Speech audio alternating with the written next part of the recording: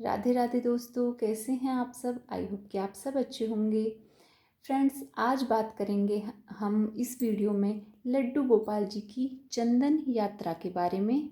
चंदन यात्रा कब से शुरू होती है और कितने दिन तक मनाई जाती है, ये सभी बातें आज इस वीडियो में मैं आपको बताऊंगी। वीडियो को लास्ट तक ज़रूर देखें। चंदन यात्रा शुरू होती है अक्षय तृतीया के दिन से और यह यात्रा होती है 21 दिन तक के लिए। 21 दिन तक फ्रेंड आप लड्डू गोपाल जी की चंदन सेवा कर सकते हैं। और अगर आप बात करें कि हम लड्डू गोपाल जी का चंदन सेवा डेली करें या आज कर दिया तो यही सेवा हमारी कितने दिन तक रहेगी।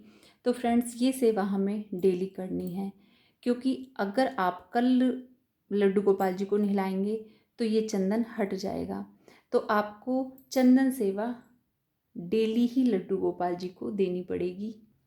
बात करें अगर लड्डू गोपाल जी की सेवा में, आप लड्डू गोपाल जी का चंदन सेवा सिर्फ सर पे, चेहरे पर या हाथ पे ही करना चाहते हैं तो वो आपकी सेवा पर निर्भर करता है, आपके भाव पर निर्भर करता है।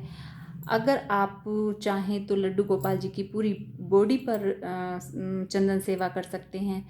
और अगर आपके पास में टाइम का थोड़ा सा प्रॉब्लम है या कोई भी ऐसी समस्या आपके पास में है, चंदन की समस्या है, तो आप लड्डू गोपाल जी के सर पर और चेहरे पर और हाथ पर और पैरों पर चंदन सेवा दे सकते हैं।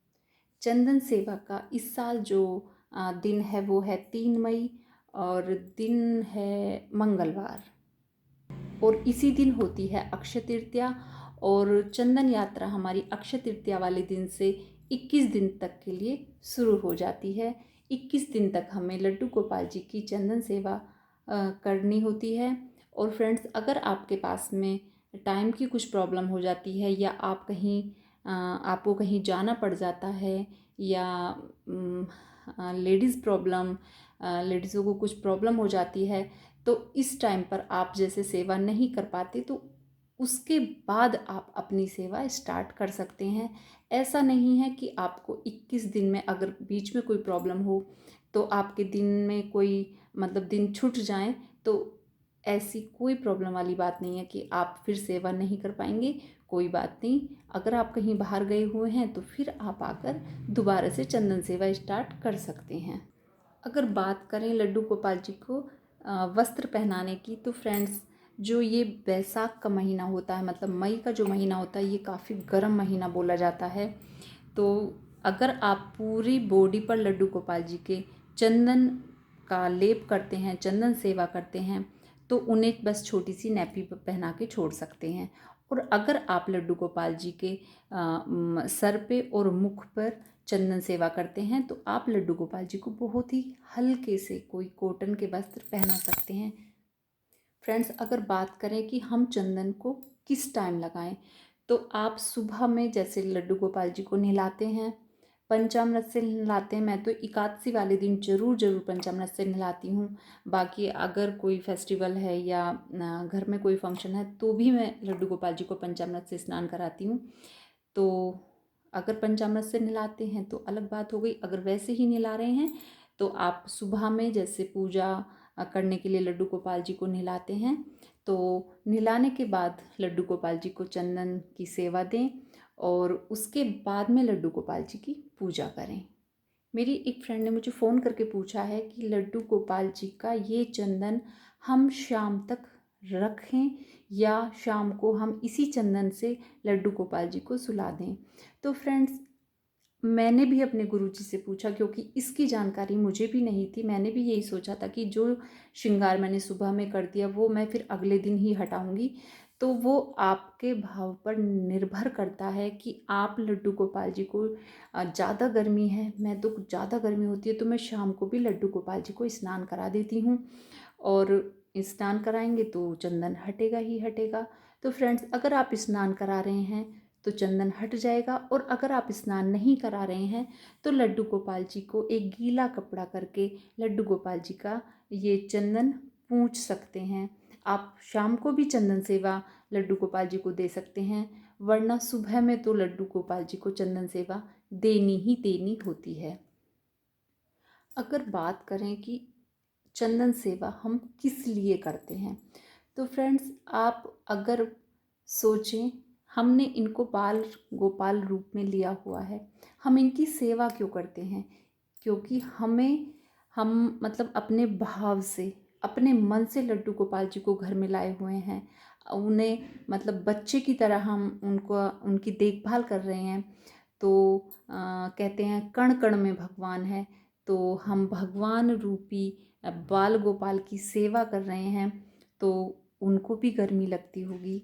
हम अपने बच्चों का भी गर्मी में विशेष ध्यान रखते हैं, तो इनके लिए भी इस महीने विशेष ध्यान रखने की आवश्यकता होती है। इसीलिए अक्षय तृतीया से लेकर 21 दिन तक लड्डू गोपाल जी का चंदन श्रृंगार किया जाता है। लड्डू गोपाल जी की चंदन यात्रा शुरू होती है और मेरी आप सभी से रिक्वेस्ट है कि सभी लड्डू गोपाल जी को 21 दिन तक चंदन यात्रा, चंदन सेवा जरूर दें।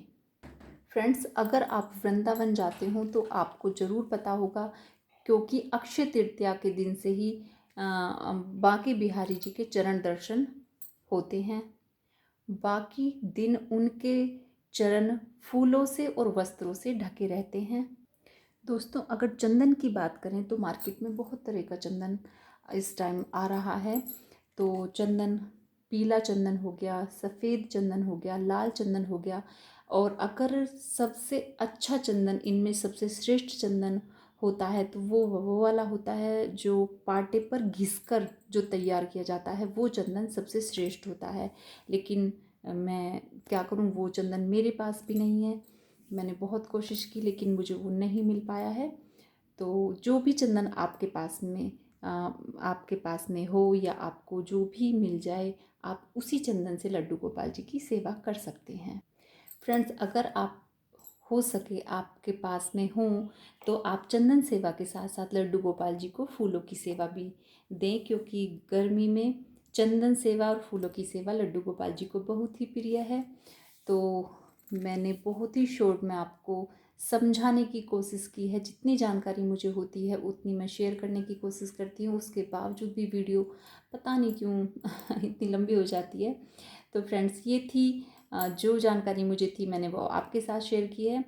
तो मेरी आज की वीडियो आपको कैसी लगी मुझे कमेंट्स में ज़रूर बताएं, और मेरी वीडियो को ज़्यादा से ज़्यादा लाइक करें, शेयर करें, और अगर आपने मेरे चैनल को सब्सक्राइब नहीं किया है तो सब्सक्राइब करें। तो मिलते हैं ऐसी ही किसी नई वीडियो के साथ। तब तक के लिए राधे राधे, जय Shri Krishna, bye bye friends, bye bye.